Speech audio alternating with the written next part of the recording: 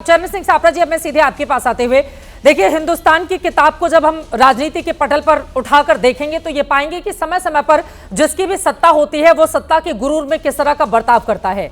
मजरूह सुल्तानपुरी ने इसी मुंबई में, जहां की मुंबई की खबर को लेकर आज हम डिबेट कर रहे हैं, पंडित नेहरू की सरकार के खिलाफ 4 लाइनें क्या गादी थी, उनको 2 साल तक जेल में रख दिया गया था। इसी मुंबई में कंगना रनौत ने उद्धव ठाकरे के खिलाफ बयान क्या दिया था, उनका दफ्तर तोड़ दिया गया था। तो सर, समय समय पर आप लोग भी इस तरह की नजीर प्रस्तुत करते रहे हैं। अब किसी के खिलाफ आपके लिए अभिव्यक्ति की आजादी आज बहुत ज्यादा जरूरी लगती है कामरा के लिहाज से देखें तो, लेकिन एक वक्त पर अगर दूसरे लोग उसी तरह की अभिव्यक्ति की आजादी आपकी सरकार के खिलाफ इस्तेमाल करते हैं, और देखिए यहां पर तो मैंने पूरी रिसर्च निकाली है, पिछले साल आपकी सरकारी स्कूल टीचर को निलंबित किया गया था। क्यों? क्योंकि उसने मुख्यमंत्री सिद्धारमैया और कांग्रेस की मुफ्त की चुनावी वादों पर आलोचना की थी, और जिस दिन सिद्धारमैया जी ने शपथ ली थी उसी दिन सरकारी टीचर के निलंबन का आदेश जारी किया गया था। दूसरी चीज, तेलंगाना के सीएम है रेवंत रेड्डी, उनका बयान है, गूगल करके हमारे दर्शक देख भी सकते हैं। तेलंगाना के सीएम रेवंत रेड्डी कहते हैं कि उनके खिलाफ अपशब्द कहने वालों को नंगा करके बीच सड़क पर परेड निकालकर पीटा जाएगा। रेड्डी का यह बयान राज्य में 2 महिला पत्रकारों की गिरफ्तारी के बाद आया है। तो सर, वही बातें तो हैं, इधर रेड्डी कह रहे हैं, उधर सिद्धारमैया भी पेश कर चुके हैं, उद्धव ठाकरे सीएम रहते हुए कंगना का दफ्तर तोड़वा चुके हैं, मजरूह सुल्तानपुरी 2 साल एक कविता लिखने के जुर्म में जेल जा चुके हैं। सब तो एक ही जैसे है ना सर, अलग कौन हुआ? देखिए चित्रा जी, अगर आप रिसर्च करके 10 या 15 उदाहरण हमारे ऊपर गिनाएंगे तो मैं भी आपको 50 उदाहरण हमारे विपक्षियों के गिना सकता हूं, यही बात चलती रहेगी। लेकिन सवाल यह है कि आज अगर इनके पास में सत्ता है, भाई आपको किसी की बात पसंद नहीं आई, कुणाल कमरा की बात पसंद नहीं आई, कानून आपके पास है, आप पुलिस स्टेशन जाइए, कंप्लेन करिए ना। कानून का राज है या गुंडा राज यहां पर चलेगा, ये सबसे पहली बात है। और फिर किस विषय पर रिएक्ट करना है। अगर किसी ने इनडायरेक्टली एकनाथ शिंदे पे कह दिया तो आप वहां पर दंगा करने के लिए चले गए। प्रशांत कोरटकर ने छत्रपति शिवाजी महाराज के बारे में अपशब्द कहे, तो प्रशांत कोरटकर के घर में क्यों नहीं गए ये लोग तोड़फोड़ करने, या राहुल सोलापुरकर ने जिस तरह से आपत्तिजनक बयान दिए हैं, पूरा महाराष्ट्र उबाल पर है, तब शिंदे सेना सो रही है। या फिर इसी तरह के अनेक उदाहरण मैं देता हूं। कोश्यारी जी थे, भगत सिंह कोश्यारी, उन्होंने बाबा साहब अंबेडकर पर आपत्तिजनक बात कही थी, उन्होंने ज्योतिबा फुले और सावित्रीबाई फुले पर आपत्तिजनक बातें की थी, तब एकनाथ शिंदे या उनके कार्यकर्ता क्यों सो रहे थे भाई?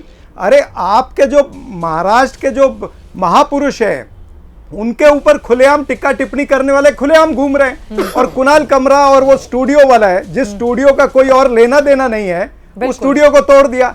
यानी कानून का राज रहेगा या जंगल राज रहेगा, कानून का राज रहेगा या गुंडा राज रहेगा। कल राज ठाकरे ने एक स्टेटमेंट दिया है कि महाराष्ट्र की विधानसभा में सभी जो है खोखे भाई बैठे हैं, तो राज ठाकरे के ऊपर क्यों नहीं ये कार्रवाई करते भाई? आपको खोखे की सरकार वो खुलेआम कह रहे हैं, 50 खोखे सब कुछ ओके। यानी जो कमजोर है उसका आप तोड़फोड़ करोगे और जो मजबूत है उससे डरकर आप घर पे बैठोगे। तो ये मेरी बात फिर वही आती है कि दो मापदंड क्यों? मैंने पहले भी कहा कि सत्ताधारियों का एक ताकतवर व्यक्ति के लिए अलग मापदंड होता है, कमजोर व्यक्ति के लिए अलग मापदंड होता है। क्या इसी तरह से महाराष्ट्र की सरकार चलेगी? क्या इसी तरह से महायुति चलेगी? क्या इसी तरह से देवेंद्र फडणवीस अपना गृह विभाग चलाएंगे? तो फिर महाराष्ट्र का तो कल्याणम हो जाएगा। इसके ऊपर उत्तर देना चाहिए। ब्रिजमोहन जी, मैं फौरन आपके पास आ रही हूँ, राम कदम जी इस पर जवाब देंगे। वो कह रहे हैं कि कमजोर के साथ आप अलग व्यवहार करते हैं, जो ताकतवर होता है उसको बचा लेती है सरकार।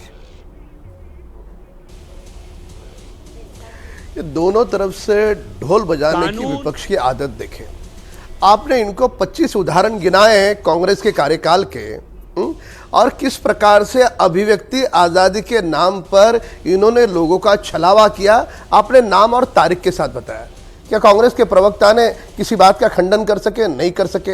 वो हमें नसीहत दे रहे, जो कंगना का घर तोड़ते वो हमको बोलेंगे, जो पत्रकार को जेल में डालते वो हमको बोलेंगे, जो पुलिस को घर पे लाके मंत्री के घर पे पीटा जाता है वो हमको बोलेंगे। पे बोलिए ना, किसी भी मारपीट का, तोड़फोड़ का भारतीय जनता पार्टी ने समर्थन नहीं किया, समर्थन नहीं किया। एक मैं बोलते समय आप मैं बोलते समय आप नहीं बोले, आप बोलते समय मैं नहीं बोला, मैं जवाब देता हूं, सुन लीजिए, आप सुन तो लीजिए। देखो चित्रा जी, हाँ, अपनी अपनी चित्रा बात जी, साफ साफ व्यक्तिगत तौर पे नहीं कहूंगा, पर दुर्भाग्य से इनको ये अध्ययन करने वाले प्रवक्ता है, पर जानबूझ करके लोगों को गुमराह करने का प्रयास कर रहे हैं। इनको अच्छे से पता है कि प्रशांत कोरोटकर के पास कोर्ट से एंटीसिपेटरी बेल थी।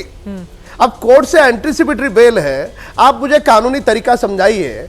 पुलिस क्या करेगी, सरकार क्या करेगी, वो बेल कैंसिल करेगी। हमने कैंसिल कराई बेल, कैंसिल बेल कराने वाले हम हैं, हमें मत सिखाइए आप।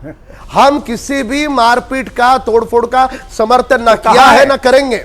हमने उन पर भी कार्रवाई की है, हमने उनको छोड़ा नहीं। आप अगर टीवी पे देखा होगा, उन पर भी कार्रवाई की। सवाल नहीं, यहां पर हिरासत में बिल्कुल लिया है। आप जानकारी लीजिए, आपको जानकारी नहीं है, लीजिए जानकारी। जिन्होंने तोड़फोड़ की उनको हिरासत में लिया है। और सबसे महत्वपूर्ण यहां पर बात यह आती है, क्या बेहुदा बातें करने वाले का कोरटकर को हिरासत में लिया है क्या, मैं वो पूछ रहा हूं। उस बेहुदा आदमी का समर्थन करे, उसका समर्थन करने के आप आए हो, या उसने जो बोला उसको सबक सिखाने के लिए आए हो, ये तय करना होगा। अरे प्रशांत कोरटकर जो है छत्रपति शिवाजी महाराज के ऊपर इस देश का शनाब बोल करके खुलेआम घूम सकता है। हमें ये तय करना होगा, ये हमको तय करना होगा। ये देखो फिर से गुमराह करने की बातें कर रहे हैं। वो प्रशांत मुख्यमंत्री जी ने कहा चिल्लर आदमी है, उसके लिए अलग मंत्रणा करो। यहां पर जो बात चल रहा है उस विषय को लेकर के चलो ना। हमने ना किसी प्रशांत का समर्थन किया है, ना हमने किसी गलत बोलने वाले का समर्थन किया है, ना हमने तोड़फोड़ का समर्थन किया। यहाँ पे तो बात ये आती है, लेकिन स्टूडियो में तोड़फोड़ क्या करने की क्या जरूरत है शिव सैनिकों की? अब जो स्टूडियो बनवाता है उसका तो कॉन्ट्रैक्ट से लेना देना नहीं होता है, कई बार हम जानते हैं। राम कदम जी, ठीक है, शब्दों से थोड़ा परहेज करेंगे। बेहुदा आदमी के साथ खड़े रहने का कारण बताओ। शिव सैनिकों ने जाकर तोड़फोड़ क्यों की है? चित्रा जी, उनको स्टूडियो बनाने वालों का क्या लेना देना इससे? प्रशांत कोरटकर के साथ खड़े रहने का कारण बताओ। और भगत सिंह कोश्यारी जो छत्रपति शिवाजी महाराज के खिलाफ, बाबा साहब अंबेडकर के खिलाफ, सावित्रीबाई फुले के खिलाफ बोले, उसके साथ में आप लोग क्यों खड़े थे? इसका उत्तर दीजिए अभी। चित्रा जी, जब बोलने के लिए दलील नहीं होती, भगत सिंह कोश्यारी के साथ बीजेपी क्यों खड़ी थी और आज भी खड़ी है? चैनल में लोगों को गुमराह किया जाता है। यहाँ पर शिवाजी महाराज की निंदा कर रहे हैं। सप्रा जी हमेशा अध्ययन करके बोलते हैं, पर आज उनके पास कोई गलत तरीके से आज उनको खुल करके उद्धव ठाकरे का समझ नहीं आएगा, और खुल करके उनको विरोध भी नहीं करना, के साथ में आप क्यों खड़े हो? उद्धव ठाकरे का इस विषय पे खुलकर समर्थन करना उनके लिए ठीक नहीं होगा।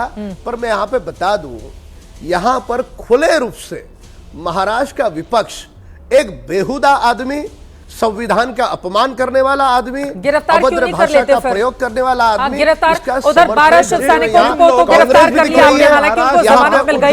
गिरफ्तार क्यों नहीं कर ले रहे हैं कुणाल कामरा को आप? वो बेहुदा नहीं है, FIR तो हुई है, बोल करके निकल जा सकते हैं, क्योंकि बीजेपी देखिए ऐसे बड़ा अच्छा सवाल आपने पूछा।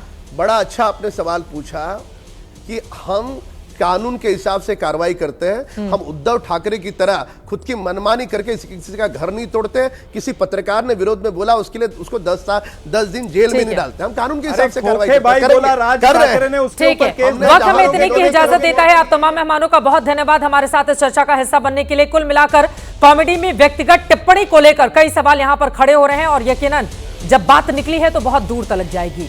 एकनाथ शिंदे के खिलाफ कुणाल कामरा के कटाक्ष को लेकर कानून हाथ में लेने की इजाजत किसी को नहीं है। शिंदे गुट के कार्यकर्ताओं का स्टूडियो में तोड़फोड़ करना पूरी तरह से गलत है। उन कार्यकर्ताओं की गिरफ्तारी से मुंबई पुलिस ने एक अच्छा मैसेज जरूर दिया है। यह मैसेज जाना चाहिए कि कानून से खिलवाड़ करने की इजाजत किसी को नहीं है। लेकिन जिस मुंबई में कुणाल कामरा की कॉमेडी को लेकर हंगामा मचा हुआ है, उसी मुंबई में, जैसा कि मैंने पहले भी जिक्र किया, देश की आजादी के फौरन बाद मशहूर गीतकार मजरूह सुल्तानपुरी को एक कविता लिखने पर गिरफ्तार किया गया था। वही मुंबई है। मजरूह सुल्तानपुरी का कसूर सिर्फ इतना था कि उन्होंने पंडित नेहरू की तुलना हिटलर से की थी। वैसे ज्यादा पुरानी बात यह भी नहीं कि जब 2020 में उद्धव ठाकरे की सरकार के दौरान विरोध की वजह से अभिनेत्री कंगना रनौत के दफ्तर पर उसी मुंबई में बुलडोजर चलाया गया था, जिसे बाद में बॉम्बे हाईकोर्ट ने दुर्भावना भरी कार्रवाई करार दिया था। अभिव्यक्ति की आजादी हर किसी को है, लेकिन अभिव्यक्ति की आजादी का मतलब किसी के साथ गाली गलौज करना, किसी पर व्यक्तिगत टिप्पणी करना, किसी के बाप तक पहुंच जाना कतई सही नहीं हो सकता। कुणाल कामरा को गद्दार और बाप जैसे शब्दों से बचना चाहिए। कॉमेडी का मकसद लोगों को हंसाना होता है, इस तरह के शब्दों की मर्यादा तोड़ना नहीं होता है। आज कुणाल कामरा और उनके समर्थक अपने खिलाफ कार्रवाई को लेकर नाराज हो सकते हैं, लेकिन जब कंगना रनौत का ऑफिस तोड़ा गया था उस वक्त यही कुणाल कामरा ट्विटर पर फोटो शेयर कर रहे थे और जश्न मनाते हुए देखे गए थे। आलोचना लोकतंत्र की आत्मा है, लेकिन किसी को लेकर व्यक्तिगत टिप्पणी और कॉमेडी के नाम पर गद्दार कहना कतई ठीक नहीं है। इसी के साथ महादंगल में अभी के लिए बस इतना ही। देश और दुनिया की तमाम खबरों के लिए आप देखते रहिए एबीपी न्यूज।